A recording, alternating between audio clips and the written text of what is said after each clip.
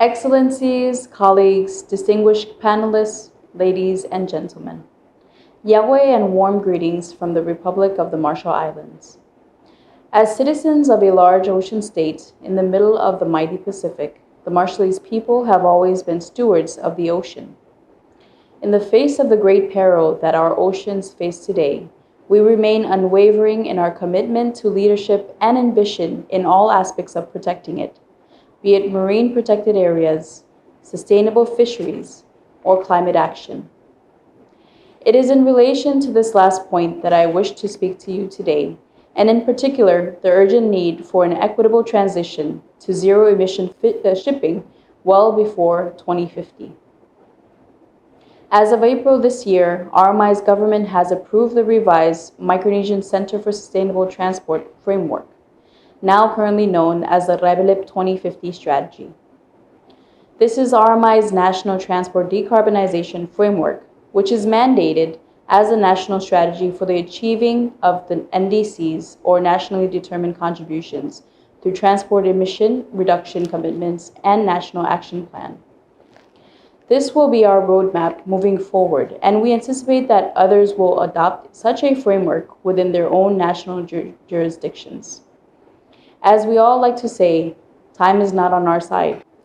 Colleagues, as a co-chair of the Pacific Blue Shipping Partnership, the RMI will continue to remain its commitment and efforts in ensuring a zero carbon emission from its maritime shipping sector by 2050.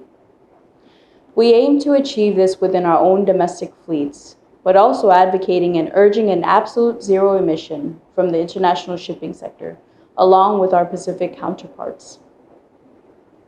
The Marshall Islands, together with many of our Pacific allies, have been pursuing the zero emission by 2050 objective for many years now at the International Maritime Organization.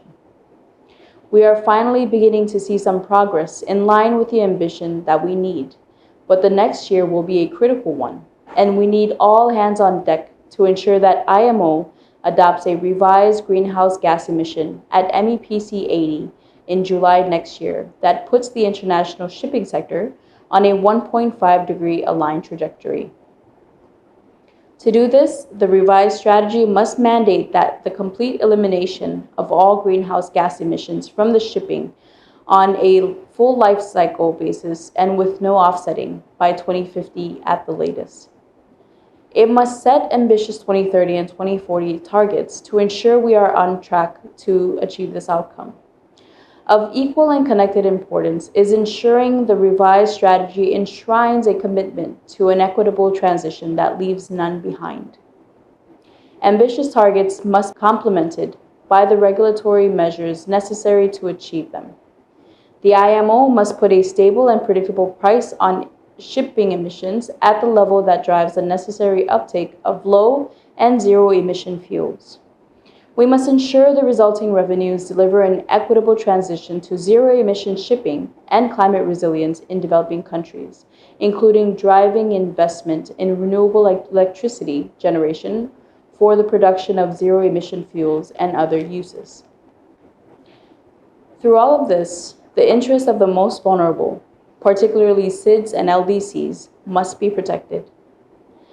The Marshall Islands look forward to working collaboratively with all our international partners to see this important task completed.